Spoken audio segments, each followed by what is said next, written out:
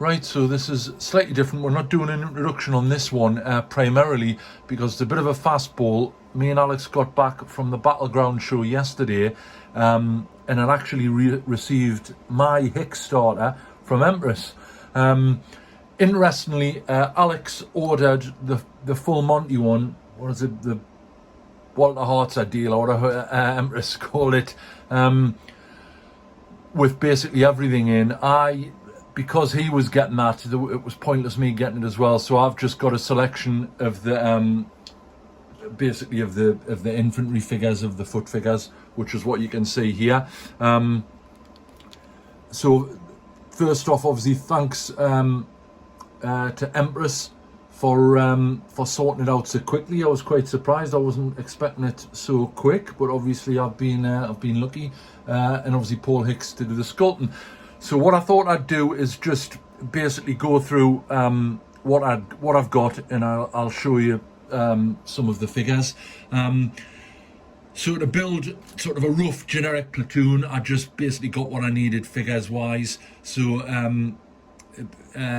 going up from the command, the HQ element, I got a sufficient riflemen, enough MG42 teams, and some other bits and bobs that I needed. They do quite a nice 3-man Pack 40 team, which will supplement the 3-man team I've already got for things like chain of command, where you need 5. I've got the I've already painted the Volksgrenadier Pack 40 crew, so they'll go well to supplement that. So what we'll do, I'll have a quick shuffle of these around, move them across a bit, and we'll just have so this is Pack K2, which is the sort of standard command pack. The thing I really liked about it, I've got a number of books on Arnhem. There's a particularly good one, I think I've mentioned it before, called Kampfgruppe Arnhem, which is an RZM publication, American book. Quite expensive, but really, really nice. A lot of the figures that Paul sculpted are actually from that pack, and you can see that they're based on obviously actual people. So I'm not going to bang on about Paul Hicks sculpting, because if you know my views on it, really, really nice. So there's officer figure here, slung MP40. There's a nice guy sort of standing with a pistol. I've seen on their on the sort of the Empress channel page, Ruben has painted a version of this, done a really nice job of it. That's a really nice figure as well. You also get sort of a senior NCO type with MP40 and the cap on.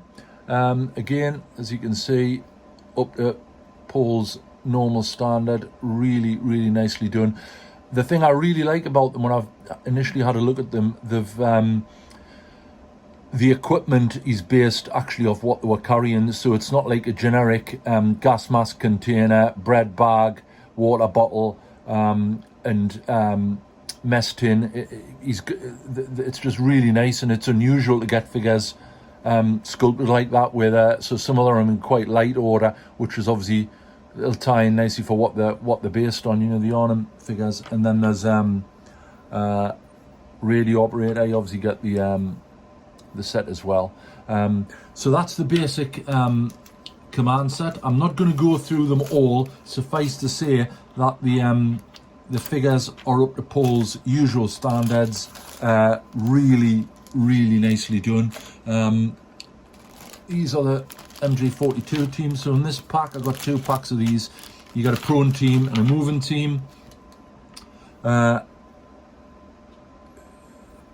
Just really, really nicely done. I know in the range they've got some of the figures listed as SS, some is here, and some is just sort of generic ones. Obviously, at this stage of the war, you can sort of mix and match and use them for either side. Nice little touch. They haven't all got 42s. This guy's got an MG34, which is the earlier version of the light machine gun. Just obviously the 42 came about primarily because the 34 was such an involved weapon to make particularly the barrel shroud, the milling required and what have you, and it was just, the 42 was stamped, the barrel cover, and it was just the thing to do for them at that stage of the war.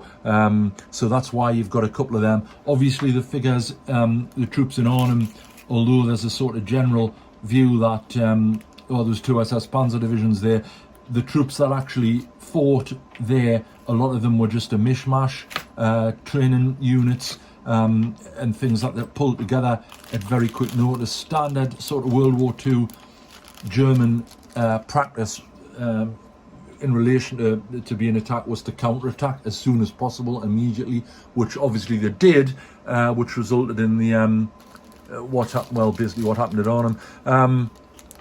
So this is pack K3, which is a really nice pack, your standard infantrymen, and they're just really, really nice figures. The positions, you can see this guy, he's got water bottle, bread bag, canteen, got his bayonet hanging there, but no gas mask container, nice Y straps. The sculpting that Paul's done on these are really, really nice. Some of them have got the helmets are uncovered. Some of them have obviously got the helmet cover on. So it'll be quite nice to do the uniforms as a mishmash. So for SS, you can look at field grey. If they've got a smocks or helmet cover, they'd be looking at the oak leaf. They also had the 44, the P pattern spotty camouflage uniform, which was similar to the standard field grey uniform, but a little bit simplified. So you've got quite a wide choice of what you can do, but they're just really, really nice. Absolutely cracking. As I've already mentioned, regulars will know that I highly rate Paul's sculpting. He doesn't do bad figures, to cut to the chase. So the other figures, as I've said, got a mishmash. I got a couple of packs, K21, where there's a guy in there with a Panzerfaust. So I got a couple of packets of those. There was some other, there's a pack of 4 with some machine guns, some with MP40s, some with the Italian, I think it's a Beretta, which was a really nice touch, again obviously taken from photographs. There's also, I got a couple of observers, which I thought was quite nice. I'll quickly show you them. That was quite a nice touch as well. So 2 prone guys. This guy here with binos, really nicely done. And there's another guy, this guy here, who's obviously on a radio or a field telephone, which you get supplied. So they're unusual figures, not often see them, but really, really, really nice. I got one pack, obviously they do all the vehicles, which was Alex is getting. I got one pack of, I think they're the Schwimmwagen crew, just to have for generic stored up figures. Really nice Panzer Shrek team. I'll have a quick deco at that. Optional with the shield. I have seen some, so that's the guys, you get them obviously crouched with the Panzer Shrek. There was a couple of different versions of the shorter one as well, which I think a lot of people sort of thought was for the Fallschirmjäger. I'm not sure that's strictly true, but I am aware that they did it in 2 sort of barrel lengths, a shorter one. Nicely, you get the shroud, the shield separate, and there's a really nice number 2 with his rifle, but obviously you can see he's got a rocket strapped to his back. Just absolutely tip-top figures. The thing that I was really, really taken with, which the majority of folks will have seen on the posts, the pictures, and that's the surrendering group. Now, there is I think that's them there, yeah. So, packs KA6. So that's a sort of a Kriegsbereit or a war correspondent with a guard and with 2 airborne prisoners. That's the guy there with his Leica camera, presumably. Nice breeches for that stage of the war, really nicely done. A guard with him, which is sort of a great generic figure, and then you get the 2 airborne lads, which are again taken from a series of photographs. Really, really nicely done. Great for a sort of, I mean, I'm thinking of probably just doing a little vignette with them on. They'd also did a separate figure of a guy flicking the V's, a really famous photo of an officer. I'll dig the figure out, which I basically had to guy. It's a guy called Reynolds. Brilliant. You can always rely on Paul Hicks to come up with stuff like this. Very under his epaulet. With when you look at the actual photograph, which the majority of people have probably seen, you can tell he's not happy with the cameraman. So I got that. There was a couple of sort of single figures. So I got that. The other ones I got, they did German flamethrower guy, which you don't often see, with the correct equipment on. A medic, which was quite a nice. I thought was quite a nice touch. And the last one was a Hauptsturmführer, which is I think it's a Muller. Again, I think that's been taken from a photograph, and that's just a nice sort of command figure to have around. So that's where we are. That's really, really impressed with them. They'll go perfectly with the airborne Kickstarter, with the airborne figures.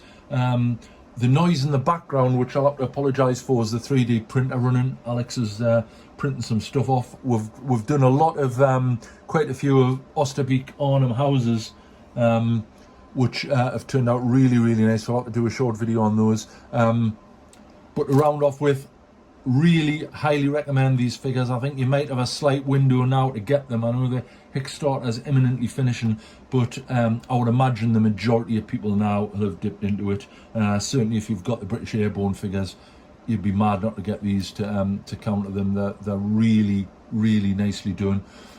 So lastly, once again, thanks to Paul and Christine at Empress, who've sorted the packaging out, and I've got it really quickly. Alex was a little bit gutted he hasn't had his email yet, but as I mentioned earlier, I suspect that people who are getting the full Monty, it'll obviously take a little bit more organising with resin vehicles and different bits and bobs.